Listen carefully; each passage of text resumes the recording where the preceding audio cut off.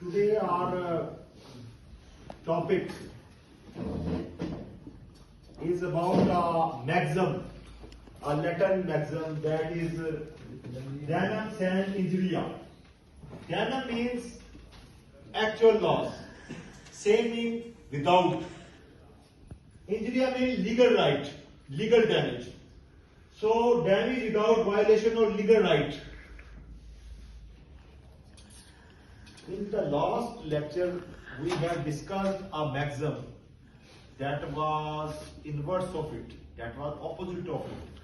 And that maxim was injuria sine damnum, legal loss without actual loss. But today, at 180 degree, we will discuss a inverse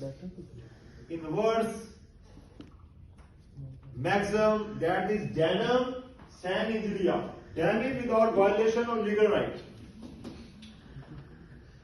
It is just the reverse of injuria sine damnum, legal loss without legal damage or loss. In this maxim, Damnum Sine Injuria, two principles have been established. First, proof of damage in itself is not actionable. The machinery will not set in motion. You can't initiate the motion of the law, whether it is civil law, whether it is a tort law or a criminal law, revenue law, banking law. If as the tortuous wrong in the absence of a proof of the violation of some legal right. Second is proof of a malice could not make an act as a tortuous wrong if it has been done in the exercise of some legal right. So two things have been established. First is that there is an actual loss, but there is not a legal loss. They were not the breach of the legal right. The case will be dismissed because under that maxim, Damnum Sine Injuria. Second is, you can prove that that person, that defendant, that accused has the malice, ill will. His intention was bad to make such an act which is a tortuous, which can be the cause of damage, actual damage. But he does so with his legal right, under the cover of his legal right. Then you cannot set the law in motion. It is not actionable per se. There is a case law, Mayor of Bradford versus Pickles. Mayor of Bradford versus Pickles. In that, the facts are, there was a piece of land of Pickles.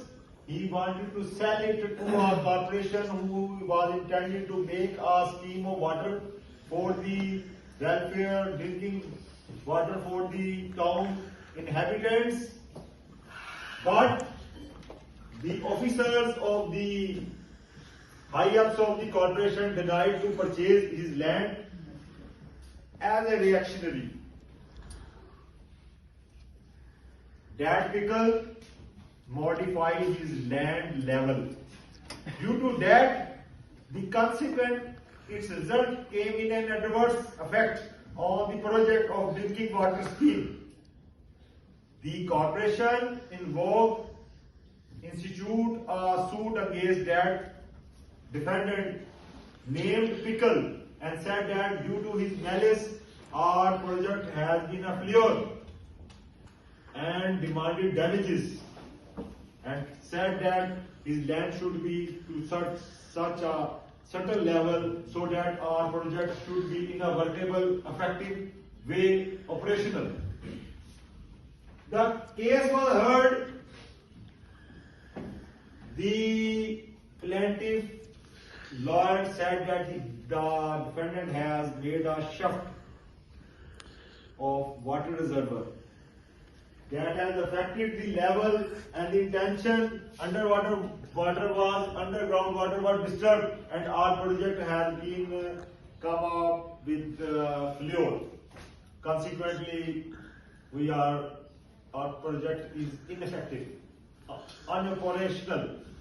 But the judge said that the plaintiff, this case should be dismissed because Pickles was not, the defendant was not liable because he was increasing his lawful right on his own land.